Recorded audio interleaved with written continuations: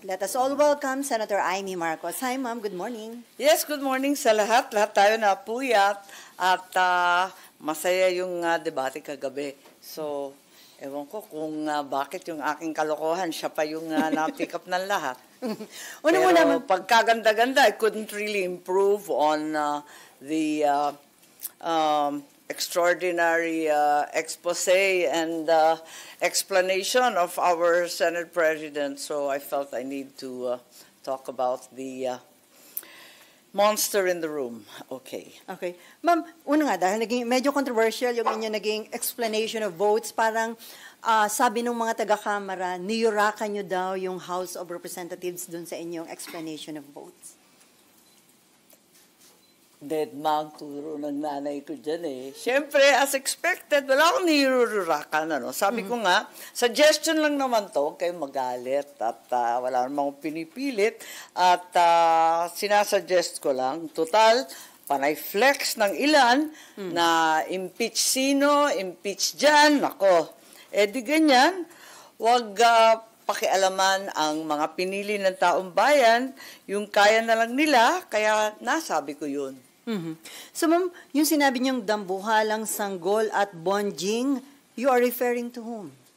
Pambira naman kayo, yung punchline, ipapaliwanag pa. Hindi na nakakatawa yun. And then may panawagan kay ma'am, may suggestion na palitan ang House Speaker sa halip na palitan si BP Sara na binoto ng marami nating kababayan. Ano ho yun? Dahil may nakuha kayong feedback na gusto ng palitan si Speaker. Matindi yung ugong eh, pero maraming nag-iintay ng bus-bus, di ba? Nung araw ng SONA, maraming nag-aabang. Nababalitaan ko rin yung mga umaalma. Mahal ko ang Kongreso, mahal ko mga kongresista. Yan ang institusyon na pinagsilbihan ko ng pinakamatagal na panahon. Labis-labis nga ang ibinigay kong taon dyan, 12. Bago pa nag-1986, nandyan na ako. Tanda ko na eh. Kaya, ang pagkaalam ko, ang trabaho ng kada kongresista ay pagsilbihan ng kanyang distrito o sektor. Bakit ngayon na iiba yata? Sayang naman, marami namang mahusay na kongresista, talagang nakatutok sa kanilang distrito, tumutulong sa tao, abala sa flood control. Sana, yun na lang pagtuunan ng pansin. So, ma'am, marami kayo nakakausap from the House of Representatives saying na gusto na nilang palitan ang House leadership? Maraming abangers, di ba? Sino ba nagsabi nun? Maraming nag-iintay. Pero hindi dumating. Ang bus-bus, yun ang problema. Bus-bus from the palace? Alam niyo, nagbibiruan nga kami dito sa Senado, 24 different republics sa Kongreso. Talaga namang kung minsan, ang sabi nga nung isang matandang kongresista sa akin, marami kami rito, lahat bumuboto. Pero ang tanging botong inaantay ay yung boto ng Malacanang. Siyempre. So, walang naging basbas. So, yung ba, inabangan noong opening ng session? Yun ang dinig ko, hindi ko alam. Okay. Anyway, ngayong naka-archive na ho yung articles of impeachment, sinasabi nga na already dead yung impeachment case against BP Sara at tama po daw bang sabihin na Senado ang pumatay sa articles of impeachment? Well, we archived it, that's for sure. Pero maliwanag naman sa sentimiento ng lahat kung ano yung utos ng Korte Suprema, masusunod. Kung may himala na mangyari at mag-reverse ang 13 justices, talaga naman susunod din kami doon. So it means kahit naka-archive, mabubuhay pa yun. Pero another motion daw yun, ma'am. Another botohan para buhayin? Hindi ko alam. Dahil ako hindi ako naniniwala mangyayari yun eh. Kasi sinasabi nga, antayin yung 3 TRO, abang ay yung 3 MR, tapos yung TRO. Palagay ko. Malabo na yun. Malabo na yun. Magti-TRO ba naman? Temporary relief pa ba naman ng sabi na nga eh. Wala namang hindi maliwanag sa pagkasabi na talagang immediately, di ba? immediately executory. Ano pang itatanong doon? Pero hindi daw sinabi na final and executory, sabi ng iba. Yun na rin yun. Pero ang observation ng ilan, parang yung forthwith in-apply pagdating dito sa pagpatay daw sa articles of impeachment, pero hindi in-apply yung nasa Constitution na forthwith nung i-file dito para agad nagkaroon ng impeachment trial. Hindi naman paspasan matagal na rin kailan ba lumabas yung Supreme Ruling. Court? Oo. July 25. Oo. Kaya nga, so nakalipas din yung ilang linggo, hindi naman na talagang pinagmadalian. Yung dati, di ba nag-recess rin kami Talaga naman last hour of the last day Talagang nag-recess, may election pa. Anong gagawin mo? Ay, mambalikan ko lang, na-offend ka ba nung may mga nag-thumbs down after your explanation of votes kagabi?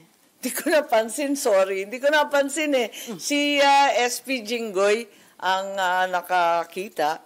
Hindi ako makareact. Walang impact sa akin Hindi ko nakita Tuloy-tuloy nga ako Tuloy-tuloy. Sabi nga ni Pro Temp na hihintuin daw ako.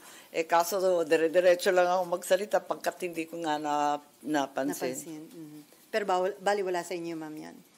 Wala, sanay na tayo And then, ma'am, sinasabi Pero wag sanang umasta ng ganon sa Senado. Hindi maganda, no? dapat irespeto. So, kahit papano, di ba? And then, ma'am, sinasabi na historical yung ginawa niyong butuhan kagabi. At sa tingin niyo, acceptable sa ating mga kababayan yung naging decision ng Senado dun sa articles of impeachment? Palagay ko, wala nang desisyon, wala nang magagawa ang Senado at naghatol na ang Korte Suprema. Alangan naman, yung mga mambabatas pa ang hindi susunod sa batas. And as expected, disappointed po yung lawmakers cannot be lawbreakers, hindi ba? At yung boses ng ating Korte Suprema ay boses ng konstitusyon. So, maliwanag naman yun. And then before Mayan, dahil nga po dun sa nangyari, may hamon si Senator Erwin Tulfo kay BP Sara na magkusa na ipakita sa public yung mga documents kung talaga daw o hindi siya guilty dun sa mga allegations para malaman daw ho ng publiko. Well, sa palagay ko, ang daing pinataw ng mga kaso kay VP Sara. Humaharap siya sa ombudsman, meron pa siyang COA ng mga investigation. Tapos sa lower court, may mga pending pa. So, hindi masasabi na hindi natin malalaman o hindi mauungkat lahat ng dokumento at lahat ng issue tungkol doon. So, I think sa lalong madaling panahon, I'm certain that this will all come to fore. Okay, Mayan.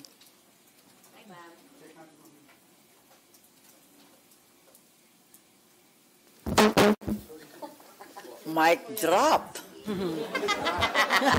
Sige. Ma'am, yung kahapon lang was supposed to be an explanation of vote. Bakit po kasama dun sa inyong statement yung sinasabing parang attack daw kay Speaker or attack sa House? Bakit yun naisip na kasama dapat sa explanation of vote nyo yun?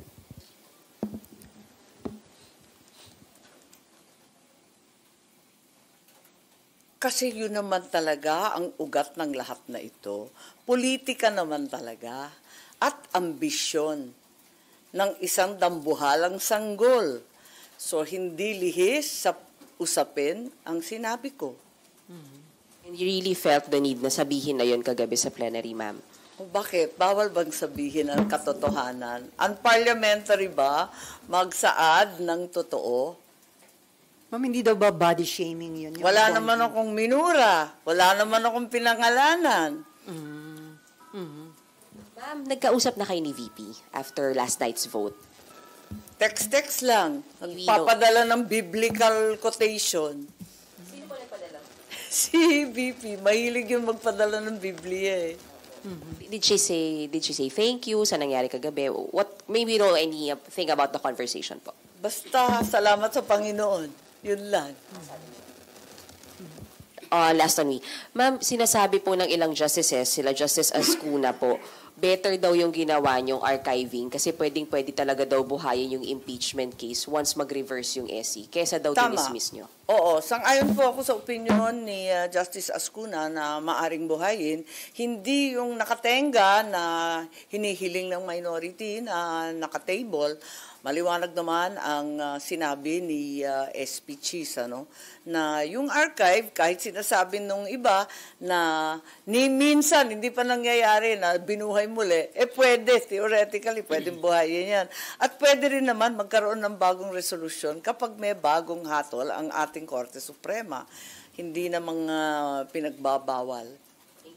Pero ma'am, bakit nga po hindi pa hinintay mag-rule with finality yung Supreme Court? Para sa akin, nakakatawa naman kung mag-iintay na mag-iintay. Isipin mo, talagang yung Korte Suprema, iintay pa sila, mag-iintay pa tayo ng first MR, judgment on the first MR, second MR, third MR, kung minsan meron pa. Anong gagawin natin kapag napakarami nitong MR, sunod-sunod, di ba? Kung minsan nagkakaroon pa ng second and third following the first. Ito, iba-iba yung mga pumila.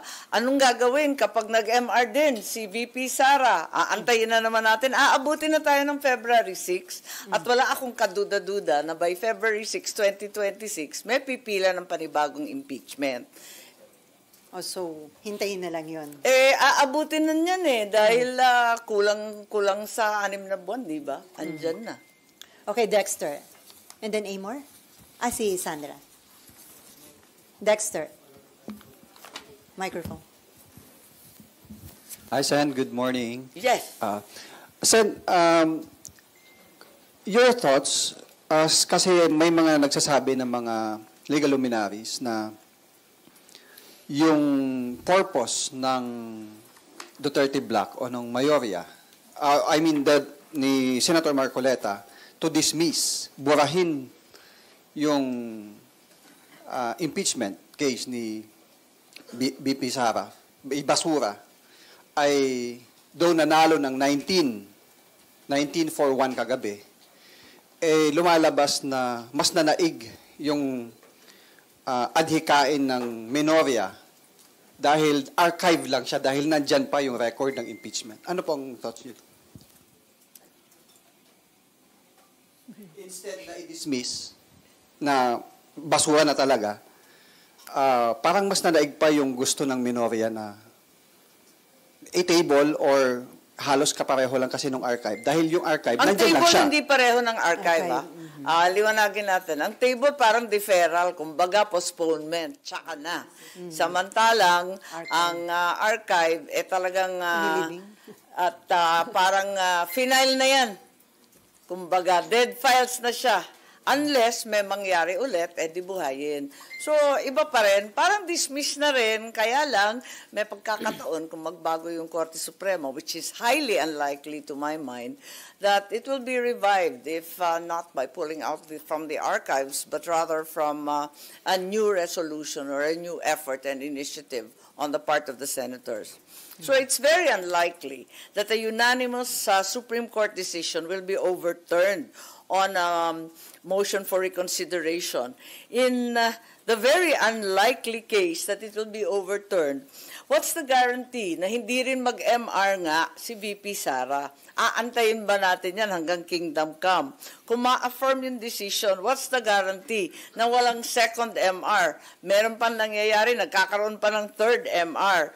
By the time all of these MRs are resolved, siguradong lampas na ng February 6. Meron pang pending na TRO, pero sa akin wala nang wait yun. Pagkat alam naman natin, immediately executory, bakit magbibigay pa ng TRO ang Supreme Court?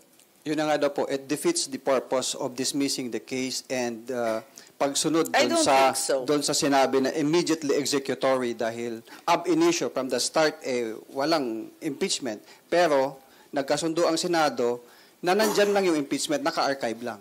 Mabuti nga yun. The whole process of legislation is one of compromise, of give and take.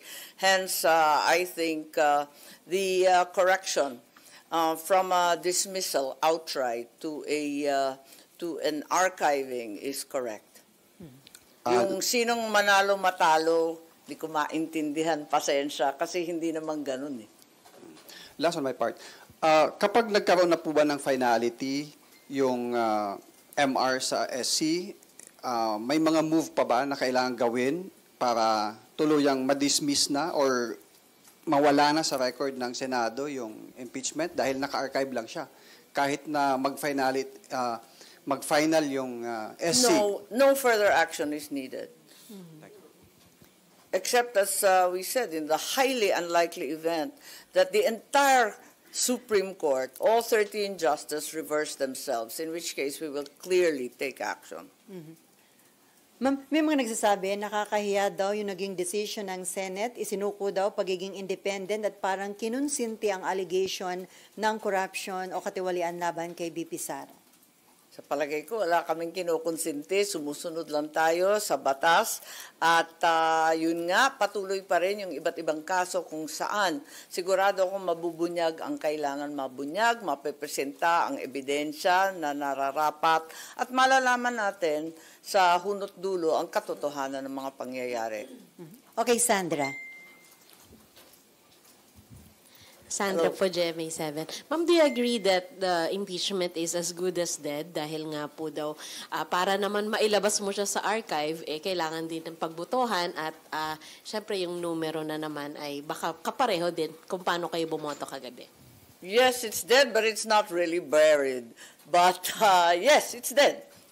In effect, because it's in the archive, but sabi nga ni Justice Ascuna, pwede na mahugutin pa ulit kung magbago ang Korte Suprema. Sumusunod lang kami sa batas at sa Korte Suprema. Kaya nga tinatawag na Supreme Court yan. Alam nga naman na Super Supreme Court pa kami, katulad ni sabi ni SP, o Supremer Court pa kami, o may Supremest pa. Wala namang ganun eh. Talagang Supreme Court. Kanina po may mga statements no sa House. Ang daming several congressmen against you dahil po dun sa mga nasabi nyo kagabi. Hingi lang po ako reaction dun sa isang part. Ilang portions doon. Yun nga daw, sabi nila, the speaker did not act alone. They have the support of the speaker. And ano daw po, walang paggalang po daw sa House of Representatives yung mga nabitawan niyang salita. Tulad ng sinabi ko, suggestion lang naman nun. Wag nilang minamasama. Hindi naman ako nakikialam. Hindi nga kami sumasagot kapag iniinsulto kami ng bonggang-bongga. Pero ano yun? Indication na gano'n nakalalim yung hidwaan sa pagitan mo at ni Speaker Martin Romualdez. Gano'n nakalalim. Wala namang personal dito, wala namang family feud kanino man, kung si Bongbong man, si Lisa man, si Speaker, pati si Toby, walang family feud. Ang issue talaga politika at prinsipyo na maraming naghihirap sa ating taong bayan. And yet, we may once again see the most corrupt budget in the history of the Philippines daw, sabi nung iba. Yung GAA 2025, baka maulit na naman ng 2026 dahil reenacted pa daw. Naku naman, wag naman sana. Okay, tuloy-tuloy na naman ang bagyo sa amin. Ang lakas-lakas na naman ng ulan sa Ilocos, malamang sa Central Luzon. Ayan na naman. Bakit hindi natin tutukan yung mga bagay-bagay na yan? Kundi kesa aksayahin lahat ng panahon dito. Puros politika na lang. Layo-layo pa ng 2028. Kadami-dami namang kandidato. Okay, bago tayo lumipas sa ibang issue, dahil ang daming magaganda pang issue, about impeachment pa rin, Amor? Yes po. Okay. Opo, balikan ko lang po, ma'am, yung nabanggit niyo po kanina na meron pong mga ugong, meron pong mga nagsasabi about yung pag gustong palitan po si Speaker. Ano po ba yung reasons na nakarating po sa inyo? Hindi ko alam. Marites ako, pero limited yung pagkamarites ko sa House. So parang hindi satisfied sa ilang mga pronouncements or policies? Well, nung nag-file sila ng motion for reconsideration, di ba? Nag-file sila. Wala naman nakapirmang congressman nagtatanong ako sa mga kongresista kung pwedeng humingi ng kopya para prepared kami. Ito nga, para sa Wednesday, di ba, magbobotohan kami. Sabi ko, para prepared kami, pwede ba humingi ng kopya? Walang mga kopya. Wala raw silang nabasa. Wala naman daw pinapirma. Kaya siguro nagrereklamo bakit hindi sila kinokonsulta, ginagamit ang pangalan ng House, wala naman palang sinabihan. I think ang nag-draft po nung MR as Solicitor General. Sorry? Solicitor General po yung siya bang nag-file? Pero nag-file. House of Representatives nung una, di ba? Opo. And, yung unang file, sabi House of Representatives. Mali nga yun dapat nga Solgen talaga. And some comments pero na lang. maraming nga nagtanong at nagtataka kung bakit hindi nga nila nabasa muna. So isa po yun sa mga possible reasons dun sa gustong patalisikin si Speaker. Siguro makinig na lang kayo kina Toby Chanco, kina Juke Frasco, sa Davao Group. Mas alam nila, no? Mas kabisado nila yung mga nangyayari sa House. Siyempre, hearsay na lang tayo. Ang alam ko, talagang maraming hindi nakakaalam ng mga pangyayari. Nagugulat na lang sila at nababasa katulad natin. Ma'am, last question. Hindi dapat ganon. Opo, last po on my end. Dapat kasi talaga kinukonsulta lahat, di ba? May comments po kayo sa MR, ma'am? Kasi may mga experts po na nagsasabi na it's well-written. And yung iba pong mga senators ay umaasa na mapagbibigyan nga po yung MR dahil maganda yung pagkakasulat and yung arguments na nailatag doon. Magko-comment pa ba ako dyan? Ang kinote nila si Justice Ascuna na talagang bigatin. Okay. Other